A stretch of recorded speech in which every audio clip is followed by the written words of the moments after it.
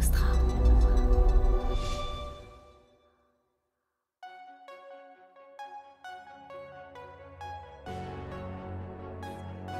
Les médias, ils ont cette responsabilité, non pas seulement de refléter la société, mais de montrer l'exemple. On le fait notamment en montrant aussi plus de personnes d'origine raciale différente, etc. Et heureusement, en fait, souvent, on voit que le combat pour l'égalité femmes-hommes, il embarque le combat contre toutes les discriminations. Donc LGBTQ, par rapport aux discriminations raciales, par rapport au handicap, par rapport à plein d'autres discriminations. Donc tant mieux, parce que sinon, c'est parfois double, triple peine.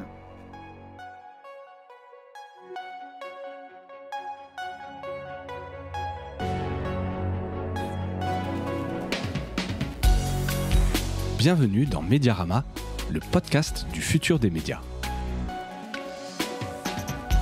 Je suis François Desfossés et chaque semaine, je rencontre des entrepreneurs, des têtes penseuses et des experts de la galaxie média. Ce podcast est proposé par Cosa Vostra, agence de conseil tech et créative. Retrouvez-nous sur cosavostra.com.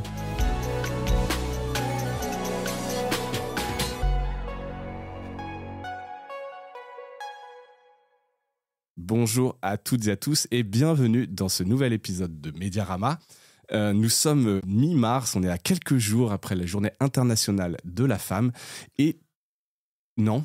Pardon François, la journée internationale des droits des femmes. Ouais, je l'ai complètement raccourci. Tu fais bien de me reprendre des droits des femmes. Mais pas la journée de la femme, où on offre un bouquet de fleurs. Ouais, c'est vrai, ça fait très Saint-Valentin. C'est la journée où on se bat pour les droits des femmes dans le monde. C'est bien, je commence très bien par une espèce d'approximation.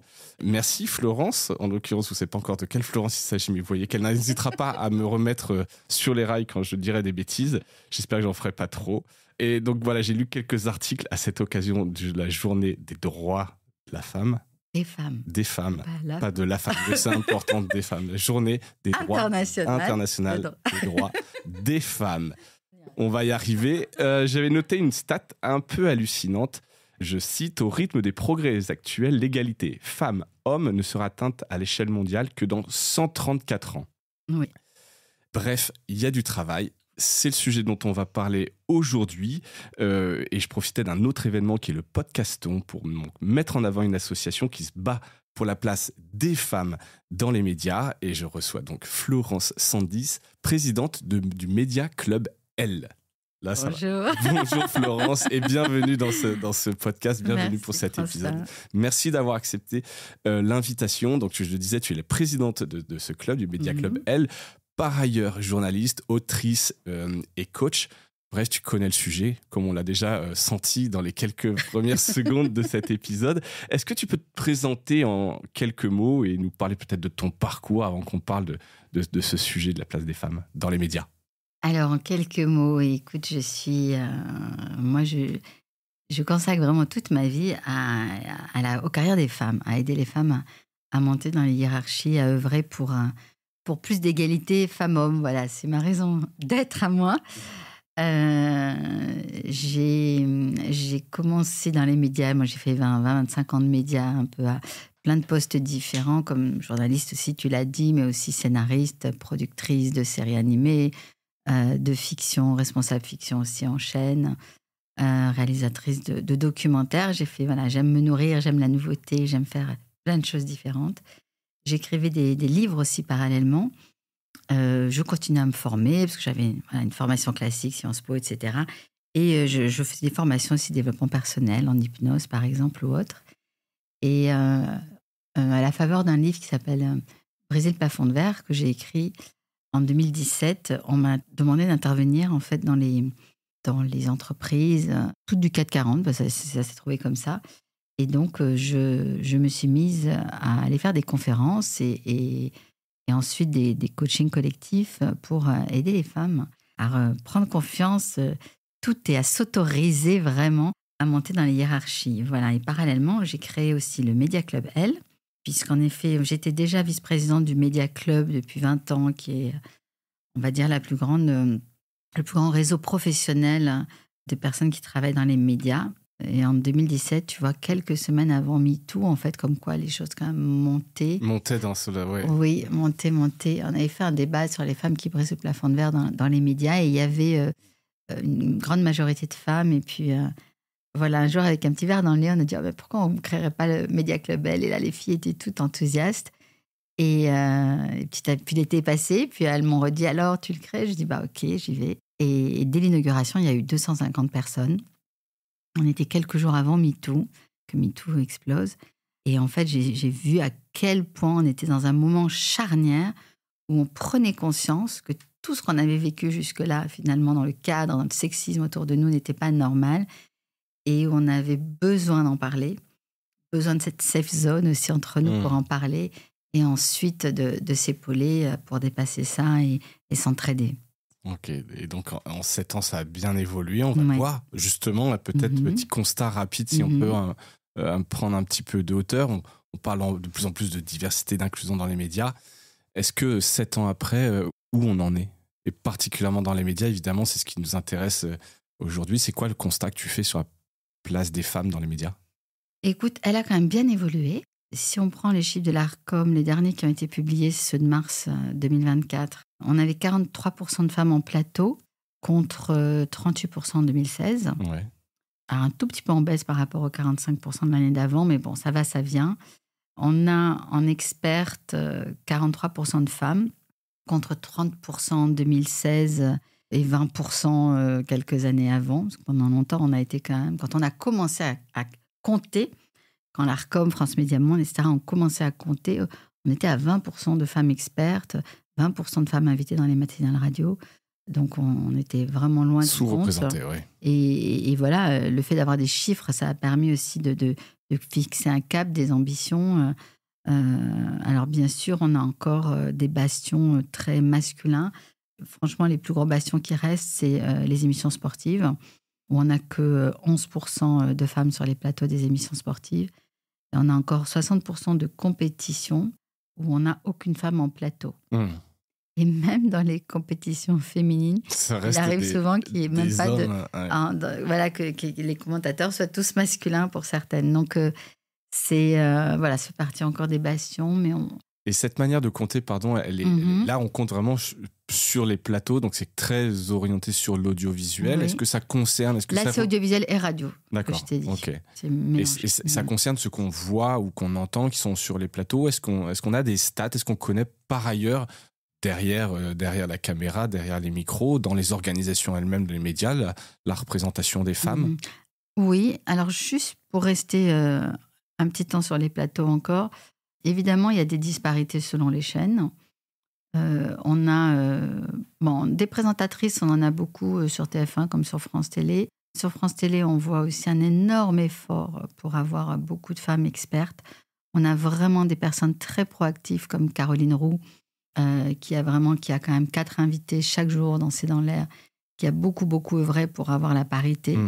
Quand on a une quotidienne pendant le Covid ou pendant la guerre en Ukraine, avoir la parité, c'est pas facile dans les médecins, dans les machins, parce que les femmes, elles vous disent non, mais moi je suis trop occupée à l'hôpital.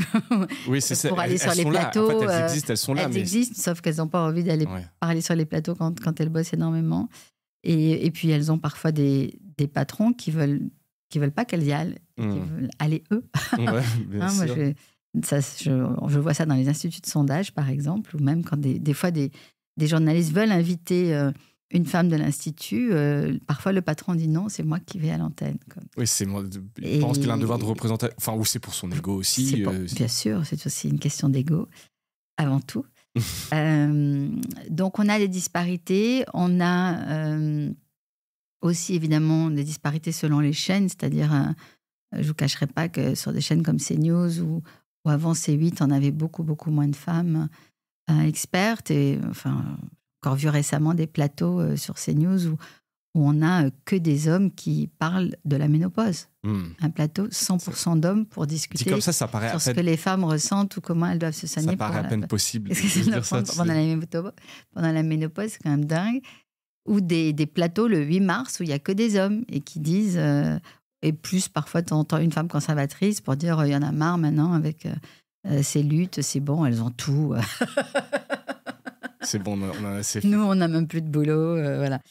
Donc, voilà, il y a une disparité, évidemment, avec une grande évolution dans ce qui est dit et à côté, l'émergence de chaînes réactionnaires qu'on n'aurait même pas imaginées, ou en tout cas de certaines émissions, je ne vais pas dire toute la chaîne, de certaines émissions réactionnaires qu'on n'aurait pas imaginées avant. Ouais. Et si on doit penser en termes de système, c'est quoi les principales barrières?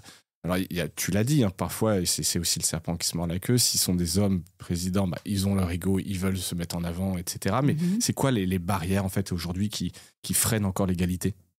Alors, il y a plusieurs barrières. Hein, comme on disait à l'écran, souvent, les femmes, elles vont être jugées souvent sur leur apparence. Donc, quand on prévient le jour même, des fois, des femmes qui disent « Ah ben non, mais je ne suis pas coiffée » ou « J'ai pas fait mes mèches ». Mais le plus souvent, je ne suis pas la plus compétente sur le sujet, là où les hommes vous le disent rarement. Et une Caroline Roux, je sais des fois, elle réinvite parfois une personne, par exemple, une femme qui n'a pas forcément été hyper bonne parce que c'était son premier passage en télé. Et elle me racontait, voilà, des fois, des personnes dans son équipe lui disaient « Mais pourquoi tu la réinvites ?» Et elle dit « Mais parce que pour qu'elle devienne bonne. » Et en fait, évidemment, au bout de 2-3 fois, elle devient bonne, et comme tout le monde. Donc, il faut essuyer les plâtres au début. Et c'est ce côté proactif que j'adore, voilà, chez certaines personnes qui poussent les femmes parce qu'elles sont hyper compétentes et il n'y a vraiment aucune raison pour qu'elles soient moins présentes. Et ça rejoint un peu ce que tu disais sur ton livre aussi. Tu vois, par exemple, moi, sur Médiarama, je fais des gros efforts aussi pour être à la parité, etc. Mais c'est vrai que il y a toujours ce côté, les femmes veulent peut-être moins se mettre en avant. Donc, comment est-ce que tu luttes là? C'est pas tant le système qui fait, ou alors c'est Il faut aller les chercher. C'est pour ça, tu vois, les quotas. Aucune femme n'est favorable, a priori, aux quotas. Mais je dis souvent, quand on n'a pas de quotas, on trouve des excuses. Quand on a des quotas, on trouve des femmes. Et à partir du moment où Caroline, elle s'est mise 50-50, elle les trouve, les femmes.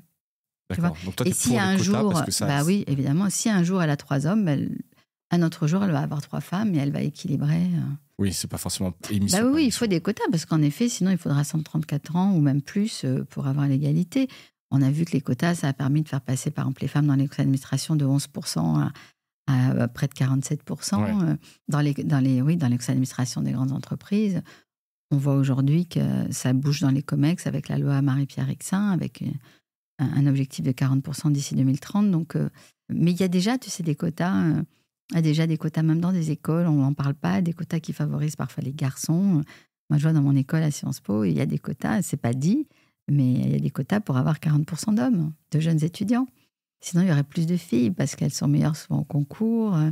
Donc, moi, je dis souvent, comme on a 58% de filles chez les Bac plus 5, les quotas, à partir du moment où tout le monde un jour aura le métier qu'il mérite et au niveau qu'il mérite, les quotas vont vite bénéficier aux garçons. Ouais. Mais alors, juste une seconde, là, c'est plus intellectuel. Sur les quotas, ça veut dire que, par exemple, si on reprend l'exemple de Sciences Po, ça veut dire que des femmes seraient plus fortes au concours, mais n'auront pas leur place parce qu'on a des quotas pour prendre des mecs. Oui. Ça, c'est pas cool. Mais peut-être qu'il faudra en mettre un peu dans les écoles d'ingénieurs, puisque les filles, elles sont meilleures en maths que les garçons au bac. Alors, pourquoi il y en a si peu qui vont dans les écoles d'ingénieurs, parce que souvent, les parents se disent mais il va y avoir que des garçons, elles vont peut-être se faire harceler. Et puis, c'est très culturel. Mais les filles, il n'y a pas de raison qu'elles soient moins bonnes pour les matières scientifiques. C'est très culturel. On n'en parle pas assez dans des pays comme l'Inde ou au Maghreb, on a quasi autant de femmes ingénieurs que de garçons. Ouais, donc là, c'est une question de... On a le même cerveau, hein, bien sûr. C'est une question de culture, d'exemple, de rôle modèle. Voilà. Donc, c'est vrai que les médias, ils ont cette responsabilité, non pas seulement de refléter la société, mais de montrer l'exemple. On le fait notamment en montrant aussi plus de personnes d'origine raciale différente, etc. Heureusement, ça... Ouais, j'avais reçu la présidente de l'AJAR, qui est une association justement sur la présence des personnes racisées dans les médias. Il y a du travail aussi. Il y a du travail. Et heureusement, en fait, souvent, on voit que le combat pour l'égalité femmes-hommes, il embarque le combat contre toutes les discriminations. Donc, LGBTQ, par rapport aux discriminations raciales, par rapport au handicap, par rapport à plein d'autres discriminations. Donc, tant mieux. Oui, c'est clair. Parce que sinon, c'est parfois double, triple peine. Hein. Ouais, c'est clair. Est-ce que dans l'étude que vous faites, au-delà de la représentation homme-femme, vous avez observé des différences, des écarts de salaire? Oui, bien sûr. Alors, comme dans toute la société d'ailleurs, on a même participé au rapport de Céline Calvez au moment du Covid sur la situation des... On avait fait une étude avec Audience et le Media Club Elle sur la situation des femmes journalistes pendant le Covid. Je me rappelle cette une, notamment du Parisien, qui avait écrit « Il raconte le monde d'après ». C'était que des hommes, le monde d'après. Et nous, on avait fait une tout de suite avec que des femmes, mais on avait mis des femmes de toutes les couleurs, de tous les âges, etc. Et derrière, en effet, Marlène Schiappa avait commandé cette étude auprès de Céline Calvez à laquelle on avait participé. Et donc, on avait étudié vraiment en détail, notamment, là, c'était sur les salaires des journalistes. Bien sûr, il y avait des différences et on trouve évidemment il y a un vrai plafond de verre puisqu'il y a autant de journalistes femmes que hommes. Simplement, dans les directions, il y a beaucoup d'hommes. Dans certains métiers comme documentaliste, on a quasi 90% de femmes. Dans des métiers comme photographe, on a plus d'hommes. Ou dans les chefs de service aussi, on a plus d'hommes. Voilà, il y a une précarisation souvent des métiers. Et plus les métiers... moins ils deviennent prestigieux, moins il y a d'hommes d'ailleurs. Ouais, c'est corrélé quelque part. Ça veut dire moins. Donc il y a du travail. Et qu'est-ce que vous faites alors chez Media Club Elle concrètement? Alors, nous, on fait plusieurs choses. On informe, on partage, on organise beaucoup de rencontres. Par exemple, tout à l'heure, on a une rencontre avec Elsa Darquier, la DG de Brut. Ouais. On la connaît peu, on connaît... Elle vient pas des médias, je crois, effectivement. Non, elle vient pas des médias, elle est passée par L'Oréal, Big Mama. C'est une fille extraordinaire. Aujourd'hui, c'est elle vraiment qui tient la boutique. Elle est vraiment extra. Ça pourrait faire un bon épisode de Média. Ah oui, je peux l'inviter. Elle est topissime, vraiment. J'ai mis un vrai coup de cœur pour cette fille. On a des ateliers. Par exemple, le 2 avril, on a un atelier LinkedIn. C'est notre deuxième atelier qu'on fait avec eux. Là, c'est un atelier... un peu plus d'approfondissement, justement, pour aider aussi nos membres à mieux communiquer. Parce que c'est vrai que dans l'audiovisuel, on n'était pas très LinkedIn. Et je me rappelle quand on a fait le premier atelier, ma secrétaire générale, Alexandra Cruc, doutait beaucoup de l'efficacité de LinkedIn dans notre domaine des médias. Et moi, je lui ai dit, si, c'est important, parce que moi, j'adore LinkedIn.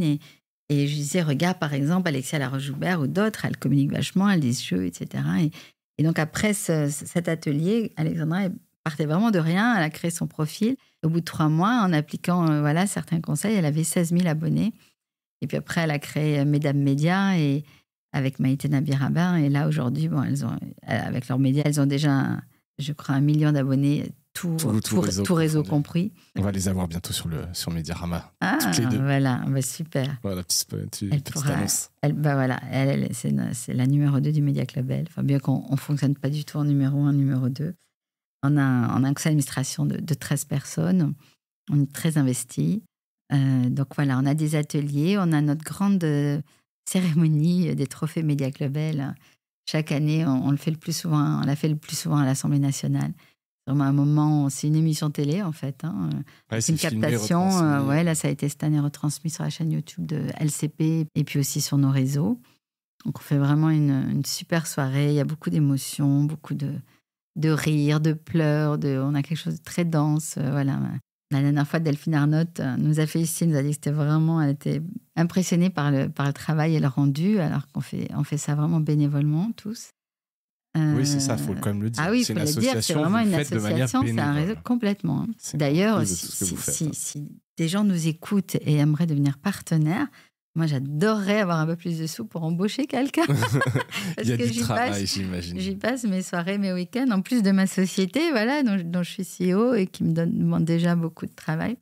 Donc c'est un vrai engagement, j'adore, donc je ne vais pas me plaindre. J'ai vu aussi des formations, des mentorats, des études. Oui, on a beaucoup de mentoring, ça fait partie aussi de la sororité. Donc on a des plus expérimentés qui mentorent des femmes, j'allais dire moins expérimentées, mais des fois elles ont quand même, ça va de 3 à 20, 25 ans d'expérience, mais qui ont envie d'être mentorées sur un aspect. Elles viennent vous voir. En fait, on fait un petit appel chaque année à candidature. On ne peut pas prendre tout le monde. On en prend à peu près 25. C'est difficile de gérer au-delà de 25 mentors et mentorés. Donc, elles sont suivies pendant 9 mois. Ce n'est pas du tout l'objectif, mais il y en a qui ont même été embauchés par leur mentor. Donc ça, c'est du mentoring à l'année. Voilà. C'est beaucoup télé quand même. On a un mentoring international qu'on fait chaque année à Cannes au MIPCOM. On en est à la 12e édition. Et c'est devenu vraiment un rendez-vous incontournable sur le marché, puisqu'avant, il y avait aussi MIP TV, maintenant, il n'y a plus que MIPCOM. Ouais. C'est le mercredi matin, où là, on a des grandes dirigeantes internationales. On a des Américaines, on a une Africaine, une fille du Japon, une fille... Voilà, chacune a une table qui mentor 5-6 personnes qui partagent des tips. Et moi, après, je passe entre les tables et on réunit un peu tous les tips de chaque table. Et c'est vachement bien parce que ça crée vraiment des liens aussi à travers les frontières. Et donc, parfois, ça crée aussi du business parce qu'elles se mettent à coproduire des choses ensemble. Elles partagent des choses assez intimes. Enfin, quand on est mentoré, on dit souvent, on n'a qu'une vie. Hein. On n'a pas une vie professionnelle et une vie privée. On a une vie et on a des temps de vie. Mais en fait, tout ça est quand même très lié. Et donc, c'est toujours des belles aventures, ce mentoring. Et on a aussi du mentoring de réalisatrices de flux. On a fait comme ça plusieurs éditions en partenariat avec France Télévisions et Media One.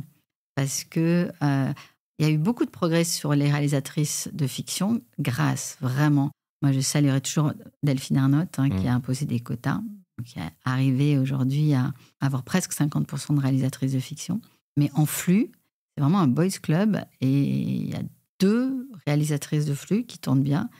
Donc, on en a poussé, là, c'est des petites promos de 3-4. On a poussé certaines pour qu'elles soient prises aussi, parce que c'est toujours pareil, il faut avoir le pied à l'étrier pour pouvoir ensuite bien tourner.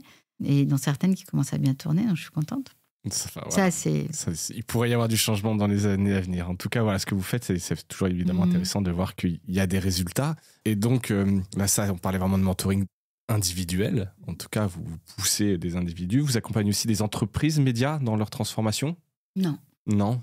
Parce qu'on n'a pas le temps. On n'a pas le temps, pas les ressources. Elles ne nous le demandent pas. Mais on a des entreprises comme Paramount qui viennent, qui envoient beaucoup de personnes à nos événements. On a France Télévisions avec qui on fait quand même des choses régulièrement. Mais en fait, on est ouvert à tout le monde. On aimerait travailler avec tous les médias. On est vraiment open. Après, dans la limite du temps que l'on peut y consacrer. Il y aurait, vraiment le truc, ça, c'est plus ma casquette entrepreneur, il y aurait un modèle économique autour de ça qui permettrait un peu de pérenniser et d'accélérer. Ça par rapport avec le sujet principal. Avec vous. Pour l'instant, on n'a pas trouvé, on n'a peut-être pas assez cherché, parce que quand on organise une cérémonie comme les trophées, où on doit penser à tellement de choses, à notre présidente d'honneur, à qui on offre les trophées. Donc, c'est beaucoup, beaucoup de discussions avec le jury pendant longtemps. Qui les remet, qui fait la captation, comment on va, etc. Les invitations, au moment de te parler, justement, de chercher des sous. Et moi, je sais que c'est pas ma force première de chercher des partenaires, parce que juste, j'ai pas le temps. Puis c'est pas, voilà, souvent, il reste plus de temps. Ouais, c'est un peu ça. Ça faudrait creuser un peu le sujet, parce que tu vois, il y a des formations, du mentoring. J'imagine que ça peut être intéressant et ça pourrait. Aujourd'hui, l'adhésion, elle est de 80 € par année. Tu vois, c'est vraiment rien par rapport à tout ce qu'on offre. Chaque événement, il y a un cocktail, tout est gratuit. Donc vraiment, voilà. Et on a des adhésions par entreprise, mais on pourra en avoir plus, bien sûr. Ouais. Bon, on fait un appel à tous les médias. Et c'est pas que les médias audiovisuels. Alors, Media Club, elle est quand même très dans son ADN audiovisuel, de par sa genèse. Mais aujourd'hui, n'importe quel média pourrait venir vous voir en se disant, ça m'intéresse d'être partenaire. Comment on peut s'apporter les uns les autres. On a d'ailleurs Écran Total, Les Échos, qui sont partenaires. Satellifax. On est aussi presse écrite et nouveaux médias. Oui. Et un peu de musique aussi. Ça reste aussi quelque part. Enfin, non, c'est pas un média, mais ça. Un média numérique. On peut plus dire que c'est des nouveaux médias. Non, exactement. Tu parlais tout à l'heure de ce que vous faites au MIPCOM avec d'autres pays. Est-ce qu'il y a des pays ou des médias qui font figure de modèle ? Québec, ils sont pas mal. On a quelques relations aussi avec les associations des autres pays. On est aussi présent sur beaucoup de grands festivals, tu vois, comme le Festival de la fiction à La Rochelle. On fait un débat. Là, on va être au Festival de Cannes. On est au Festival Sœurs Jumelles à Rochefort, organisé par Julie Gaillet. On avait par exemple invité Noémie Merlan. On avait fait un débat dehors, voilà, avec un cocktail super sympa. Et on est aussi au Sunnyside. On a fait une très, très belle table ronde l'année dernière On a créé les Sunny Ladies avec Aurélie qui dirige le festival aujourd'hui. Et il y a eu beaucoup, beaucoup d'émotions. On avait des femmes du monde entier et notamment une femme de la NHK qui s'est livrée. C'est rare, hein, parce que dans une télévision publique japonaise, d'oser parler, ils sont assez contraints, mais il y a eu beaucoup d'émotions. Les gens ont pleuré. C'est un très, très bel événement. Donc ça, c'est une marque de fabrique aussi, c'est qu'on est cash. C'est pas affairiste, il y a une vraie sororité. C'est bien de le dire. Et c'est pas qu'un mot. C'est-à-dire, ça a de la chair, c'est incarné, c'est une vraie réalité. Est-ce qu'il y a des... Et on est ouvert aux hommes, on est inclusif. Ouais, alors, ah oui, parce que on aurait pu penser. On va pas faire l'égalité tout ça. Oui, c'est vrai, mais depuis le début, dans les statuts, moi j'ai insisté vraiment pour qu'on soit inclusif. Et je suis très fière d'avoir poussé vraiment à ce qu'on crée le premier et seul trophée jusque-là de l'homme féministe en France. Voilà. Alors c'est qui le dernier lauréat? C'est Mathieu Palin. D'accord, alors je ne le connais pas. Mathieu Palin qui fait des podcasts aussi, qui a écrit des livres féministes. Écrivain et journaliste français, effectivement. Voilà, il faut l'inviter aussi à ton micro. Pareil, plein d'idées d'invités en plus. Tu parlais de Delphine Ernotte en dirigeante. Est-ce qu'il y a des médias ou d'autres dirigeantes qui t'inspirent particulièrement? Il y a Marie-Christine Saragosse, France Média Monde. Qui est la marraine, je crois, du Média Club Elle. Et tu vois, Marie-Christine, elle en est quand même à son 3e mandat. Oui, elle fait c'est un peu exceptionnel. Super bon boulot. Et Delphine Ernotte, c'est la seule personne qui a présidé France Télévisions qui a été renouvelée. Hein. Ouais. Donc, elle en a son 2e mandat. J'espère qu'elle ira sur le 3e. C'est quand même dur, quoi. C'est des postes... C'est extraordinairement dur. Ouais. Et malgré ça, elle a osé aller au front. Elle a osé d'entrer créer une chaîne d'infos. Elle a osé afficher des convictions qu'elle avait d'égalité femmes-hommes, qu'elle avait déjà chez Orange et qu'elle incarnait déjà. Oui, et puis des gros projets comme Salto, etc. Oui. Voilà, elle marque sa présidence. Quoi. Oui. Donc il y a des exemples de grandes dirigeantes des médias. Quoi. Oui. Alors tu regarderas, c'est que dans le service public au niveau des diffuseurs. Hein. Ouais. Moi j'attends toujours que TF1 ou M6 soient dirigés par une femme. Oui. Et pourtant c'est quand même des exemples qui montrent que ça marche. Hein. Bah oui.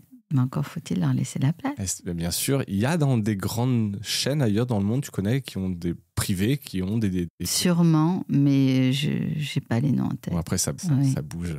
Si on regarde globalement pour le futur, pour accélérer le changement, pour toi, c'est quoi des actions concrètes qu'on pourrait mettre en place qui permettraient d'accélérer cette égalité? Est-ce qu'il y a des choses à mettre à court terme en place? Alors, tu parlais de quotas peut-être tout à l'heure, au-delà du travail que vous faites un peu aussi au quotidien. Moi, je pense qu'en fait, si tu sais, c'est une vigilance de tous les instants. C'est-à-dire se rendre compte que c'est pas acquis. On le voit malheureusement outre-Atlantique. Mais tu vois, une femme qui est une dirigeante aussi, qui aujourd'hui a créé des plateformes. Tu as une Oprah Winfrey aux États-Unis, qui est une fille qui a vraiment créé sa propre marque en plus, avec des podcasts très forts, qui est très suivie, qui est une des Américaines les plus aimées aux États-Unis. Mais tu vois, dans ce pays où... Moi, j'ai travaillé pour le groupe Disney. Enfin, quand tu vois que Disney... On parlait de politically correct tous les jours. Et quand tu vois que là, ils ont arrêté leur politique DNY, enfin, c'est quand même... C'est dingue, quoi. Que Facebook, dans la numéro 2, était Sheryl Sandberg... Arrêter ça, dit qu'il faut remasculiniser la plateforme. Alors que dans la tech, il y a juste 89% d'hommes, quoi. Donc tu te dis, mais c'est pas possible, mais comment c'est entendable, comment les gens réagissent pas. Et donc c'est vraiment à rester vigilant parce qu'en fait, finalement, nos droits, ils sont acquis sont fragiles. Depuis 50 ans. Ouais. Tu vois, c'est extra. À l'échelle de l'humanité, c'est minuscule. Donc ça reste très fragile et à la faveur d'un changement un peu de paradigme mondial, tout ça peut balayer. Il suffit qu'il y ait un peu trop d'hommes frustrés, pas bien dans leur peau à ce moment-là. Et c'est facile de trouver le bouc émissaire et de dire que c'est la faute des femmes et qu'il faut revenir à l'ancien monde aussi, tu vois. Ouais. Est-ce qu'il faut justement que le législatif s'en mêle? Est-ce qu'il faut inscrire ça dans des lois? Tu sais, l'égalité femmes-hommes, elle est inscrite dans la loi depuis 72. Et comme tu dis, en intro, il faudra peut-être 134 ans pour atteindre la légalité. Donc, il y a la loi. Bien sûr, c'est important d'être vigilant. Quand on voit là, c'est terrible là, ce qu'ils ont fait contre la loi pour l'avortement aux États-Unis. Je vois qu'il y a une jeune fille là au Texas qui est de 18 ans qui est morte parce qu'elle a fait une fausse couche et qu'elle n'a pas été sauvée à temps. Parce que tant qu'ils n'avaient pas la preuve que le festif était mort, les médecins ne voulaient pas intervenir parce qu'ils peuvent être emprisonnés à vie pour avoir aidé une femme à avorter. Enfin, mais on hallucine, quoi. C'est comment on a pu revenir en arrière si vite. Donc, je ne sais plus ta question maintenant. Je suis partie sur cette fille là, dont j'ai vu la photo ce matin. Et le législatif, que ce soit vraiment inscrit qu'il y ait la loi, mais il y a l'application de la loi. Il y a l'application et il y a vraiment une responsabilité des médias, de ce qu'on raconte, faisons attention dans ce qu'on raconte. Et puis évidemment, aujourd'hui, il y a tous nos jeunes qui s'informent moins par les médias traditionnels que par TikTok ou par... Ou c'est un tissu de fake news. Et dicté par un algorithme. Dicté par un algorithme, dicté par des idées. Etc. Exactement. Donc, comment on protège nos jeunes ? Est-ce qu'à un moment donné, il ne va pas falloir légiférer là-dessus ? Si, probablement. Moi, je pense qu'on devrait, personnellement. On poussera cette idée-là. On a un triptyque infernal chez les jeunes. C'est porno, jeux vidéo et réseaux sociaux, mais porno et réseaux sociaux d'abord. Donc on a vraiment une polarisation aujourd'hui chez les jeunes. On a des filles qui sont plus arc-boutées sur leurs droits et des garçons qui se sont, pour certains, radicalisés, dans le sens où on a les derniers chiffres là, du HCE, le Haut Commissariat pour l'égalité, montrent qu'on a un tiers de garçons de moins de 35 ans qui trouvent que donner une baffe à sa compagne de temps en temps, c'est bien pour se faire respecter. On a une fille de moins de 25 ans sur 5 qui dit avoir été agressée sexuellement. Donc, il faut qu'on réagisse. On ne peut pas laisser faire ça. C'est pas possible. Donc, voilà, il faut se poser des bonnes questions. Et puis, à un moment donné, il faut avoir le courage d'y aller. Ouais. Et à côté de ça, on a des jeunes hommes pour qui c'est une évidence, l'égalité, et qui sont extra. C'est vraiment la polarité des craintes, la polarisation de notre société et qu'on voit encore exacerbée sur les réseaux sociaux, quoi. Et très vite, t'es pris par une bulle de filtre qui t'emmène vers l'extrême que t'as pas forcément choisi au début selon tes recherches, quoi. Ça, c'est un peu dramatique. Mais on revient pour boucler sur le législatif. Je pense effectivement qu'il faut de la régulation et du législatif là-dedans pour aider nos jeunes. Et si je reviens sur le thème des femmes, quel conseil tu donnerais, toi, à des femmes qui veulent évoluer dans les médias? Et pour reprendre un peu le titre de ton livre, qui est le sujet, briser ce fameux plafond de verre, parce qu'on le disait un peu en préambule, pas la peur, mais enfin la difficulté parfois à avancer, etc., de ne pas se sentir légitime ou capable. Quel conseil tu donnes à ces femmes? Moi, je dirais qu'il faut qu'elles osent créer leur propre modèle, un peu comme l'a fait Delphine Ernotte. Avoir leur propre leadership, pas se comparer aux hommes. Après, il y a plein de modèles de leadership incarnés par des hommes et incarnés par des femmes. Je ne crois pas aux qualités genrées par essence.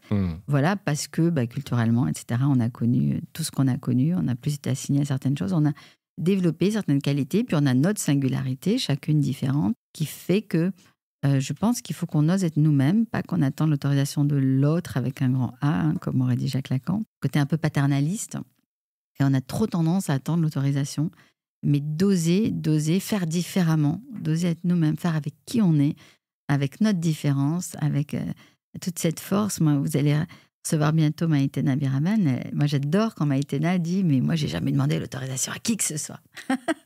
Mais après, c'est qu'il y a des personnalités très fortes à la base, on a l'impression qui sortent un peu de l'eau. C'est pas donné à tout le monde quand même d'avoir cette espèce de force qui permet d'avancer, effectivement. Non, mais c'est vrai qu'en tant que femme, on nous a moins autorisé. On nous a beaucoup félicité petite. Elle est sage, qu'est-ce qu'elle est gentille, qu'est-ce qu'elle est douce, voilà. Les filles un peu trop turbulentes, des fois on disait c'est un monstre ou c'est une harpie.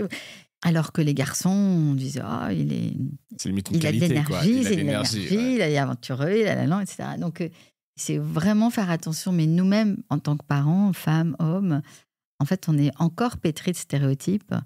Et donc, de faire attention, de ne pas valoriser auprès de nos filles que le côté joli, gentil, etc. Mais au contraire, elle dit c'est génial, elle ose prendre des risques, elle ose créer, elle ose... On a légiféré, par exemple, sur les magasins de jouets. Si vous voyez maintenant, il n'y a plus de rayon filles-garçons. OK. Et pareil dans les catalogues de jouets. Mais qu'est-ce que vous faites? La première chose que vous dites quand vous allez dans un magasin de jouets, qu'est-ce que vous dites? quand vous cherchez un jouet à offrir? Ah bah oui, c'est le sexe. C'est pour un garçon, c'est pour une fille. Comme si, parce que... Et l'âge vient seulement après, quoi. Et voilà, mais comme si, parce que c'est pour un garçon, choix. On allait vous amener vers des jouets différents que pour les filles, vous vous rendez compte? On a fait tous cette erreur. Ouais, bien sûr. Alors qu'on devrait dire, c'est pour une enfant qui adore l'équitation ou une enfant... Pourquoi on n'offre pas autant de jeux de construction aux filles? Après, on se plaint qu'elles ne veulent pas faire de la physique, etc. Mais est-ce qu'on leur offre des jeux de mécano de construction? Quand vous allez à la crèche, les filles et garçons, ils jouent au même jeu. Ouais, bien sûr. Mon fils, il jouait, si ce n'est plus à la dinette que les filles. Après, la question des jouets, les poupées, etc., avec la difficulté que peuvent avoir des parents à se dire, tiens, mon fils va jouer à la poupée, etc., quoi. On se dit, il y a cette distinction, qui est complètement con, d'ailleurs. Je le conçois, mais bref, il y a encore du boulot à faire, même dès la naissance. Voilà, et les médias, on est là aussi pour en parler et pour montrer le chemin. Exactement. Si on se projette dans 5 ou 10 ans, où est-ce que tu... Alors, pas à 134 ans, parce que là, je pense qu'on ne sera pas là pour le voir, non. malheureusement. Ni toi, ni moi. Non, c'est sûr. Où on en sera la place des femmes dans les médias, selon toi, dans 5-10 ans? Allez, c'est une espèce de vœu pieux. Je ne sais pas. Si on se dit que les États-Unis sont souvent 10 ans en avance. Waouh. On tire une balle. Ouais, c'est peut-être un retour en arrière. Non, je veux pas penser ça. On ne va pas y penser. Non. Mais il y aura par contre un backlash, c'est sûr. Donc après, c'est à nous d'œuvrer pour. Et là, moi, je fais un appel aux hommes, vraiment. C'est-à-dire, moi, j'en ai marre d'entendre les femmes, vous allez trop loin. Ou not all men, maintenant on peut plus rien dire, maintenant, attendez les gars. Déjà, heureusement, not all men. Heureusement, dis donc. On n'a jamais dit que c'était tous les hommes. Mais pourquoi quand il y a le procès Pénicaud, qu'est-ce qui se passe? On a un homme, Dominique Pénicaud, qui a demandé à une centaine d'hommes d'aller violer sa femme. Pourquoi est-ce qu'à part les accusés, dans la salle, il n'y a que des femmes qui viennent suivre le procès? Pourquoi, sur les réseaux sociaux, il n'y a quasi que des femmes qui commentent? Pourquoi il n'y a que des femmes qui disent que c'est pas bien qu'un homme ait demandé à une centaine d'hommes de violer sa femme? Est-ce que c'est une histoire que de femmes? Non. Alors, que font les hommes? Pourquoi? Ça concerne la société, ça concerne possiblement leurs filles, ça concerne possiblement... Donc, pourquoi on est seul sur ce sujet? On a besoin que vous soyez sur les réseaux sociaux, que tous les posts sur les réseaux sociaux, par exemple sur Dominique Pénicaud, il n'y a quasi que des femmes qui commentent. Pourquoi? Je sais pas, j'ai l'impression quand même justement que ce sujet-là avait un peu tellement choqué que tout le monde en parlait. Après, quelques hommes, Karim Rissoli, mais vous les comptez sur les doigts d'une main, les hommes un peu connus qui en ont parlé. Mais... tous les autres, et ça a été le procès le plus gros, etc. Oui, bien sûr. Mais ces sujets des violences faites aux femmes, mais n'appartiennent pas qu'aux femmes, elles appartiennent à la société entière. Vous prenez les prisons, 98% des gens en prison sont des hommes. Vous vous rendez compte l'économie pour la société si on éduquait mieux les garçons? Et ça, c'est que les prisons, mais je ne parle même pas des accidents de la route, de tout le reste. Oui, bien sûr. Donc, c'est une affaire de tous. Et donc, nous, on fait ce qu'on peut avec nos assos, Média Club Elle, nos réseaux, etc. Et c'est génial. Mais je pense que la base, c'est d'éduquer nos petits garçons à ne pas violer, à pas faire violemment la bagarre, à pas voler, à pas la base, quoi. Non, mais voilà. En tout cas, sur la partie, sur le respect, etc. Et ben voilà, pas de message à tous les parents. Voilà, ça se joue, on le disait, dès la naissance, ces sujets-là. Moi, j'ai un petit garçon féministe et je peux vous dire, il a un succès fou chez les filles. Voilà. Donc, ça peut être aussi une manière de se rapprocher des filles. Mais j'aurais juste revenir une toute petite seconde. Effectivement, le truc du backlash, j'y avais pas pensé en préparant l'épisode, mais c'est vrai qu'il y a ce backlash sur le côté woke, etc., qu'on voit aux États-Unis, ce retour avec du retour du masculinisme. Tu crains vraiment que, même dans la société française, on revienne un peu en arrière parce que... Ça fait des années que j'en parlais, ça y est, on les voit poussé exploser. En fait les frontières et d'un coup elles vont revenir un peu, c'est un pas en avant, 2 pas en arrière. On les voit exploser déjà. Ouais. Alors ça a explosé encore plus aux États-Unis et ils ont vraiment participé à mettre Trump au pouvoir. Mais on voit ces réseaux masculinistes exploser en France. Maintenant, il commence à y avoir des documentaires et moi j'en parle déjà depuis des années. Et c'est vrai que souvent on critique les féministes, mais les féministes elles veulent juste l'égalité des droits. Elles n'ont jamais appelé au viol, au meurtre, à tout ce que... Vous allez sur les groupes masculinistes, ça appelle au viol, au meurtre, je te dis comment dominer ta meuf, je te dis comment... C'est disproportionné dans les mais dans ça les n'a discours. rien à voir. Oui, t'as une personne qui Et veut quand l'égalité on met en et face l'autre qui veut masculinisme détruire. et féminisme, mais ça n'a juste rien à voir. Ouais. Les uns veulent l'égalité des droits, les autres veulent détruire, les dominer. Ça n'a rien à voir. Ouais. Donc, faut aussi qu'on se réveille et qu'on réagisse à ça. Il faut en parler. Donc, tu vois, Ouais. on a saisi l'occasion, on a pris le micro aujourd'hui pour en parler. Si on veut suivre le travail de ce que vous faites sur Media Club L, si on veut te suivre ou soutenir vos actions, tu parlais tout à l'heure des appels à partenariat, mais comment on peut soutenir tout ça? Vous nous écrivez. Alors nous, on est sur tous les réseaux. On est sur Instagram, on est sur LinkedIn. On est encore un peu sur Twitter parce qu'on se dit qu'il ne faut pas complètement disparaître. Vaste débat. Vaste débat. Doit-on tous lâcher? Si on lâche tous, oui. Mais surtout, trouvons un réseau pour nous, Européens. Ça serait chouette. Oui. On est sur Facebook. Mais sur tous ces réseaux, vous pouvez nous joindre, vous pouvez nous contacter. On sera ravis. On est ouvert à toutes les personnes de bonne volonté qui travaillent dans les médias. Voilà, l'appel est passé. Je lance la dernière question qui est un peu le gimmick du podcast. Est-ce que tu as un truc cool à nous partager? Est-ce qu'il y a un livre à lire sur le sujet, justement? En dehors du tien, évidemment, sur briser le... Il y en a plein. Il y a La Fabrique de la honte qui vient de sortir, Elisabeth Cadoche et Anne de Monterlo, que je vous recommande. Dans les films, là, récemment, il y a Le Olympe de gauche de Julie Gaillet qui est super. Il est peut-être encore en replay sur France Télévisions, c'est la fiction. Ça en fait 2 déjà. Ouais, ça en fait 2. Parler des ados, on m'a parlé de la série adolescente que je n'ai pas vue, mais il paraît que ma femme l'a vue, m'a raconté, ça a l'air dur. Ça a l'air dur. Ça a l'air très dur. Ouais. On m'a dit que c'était à voir en Angleterre, c'est ça, sur un procès d'un petit jeune de 13 ans. Je ne vais pas en dire plus, mais a priori, elle est vraiment à voir. Pas cool, mais elle est à voir. Et j'accepte ces 3 propositions pour conclure cet épisode. Florence, merci pour ton temps. Bravo pour cette initiative. Je le redis, tout ça, tu le fais de manière bénévole avec tes consoeurs et confrères, puisque c'est aussi ouvert aux hommes. Donc n'hésitez pas aussi à partager, les suivre sur les réseaux, partager. C'est aussi une manière quelque part d'aider et de soutenir cette initiative. Bravo à vous. Merci d'avoir accepté l'invitation. Merci, et merci à toutes et à tous. Merci pour le boulot que tu fais avec Arso Média, c'est top. Merci. Et merci à tous et à toutes d'avoir écouté cet épisode. Et je vous dis à bientôt. Salut.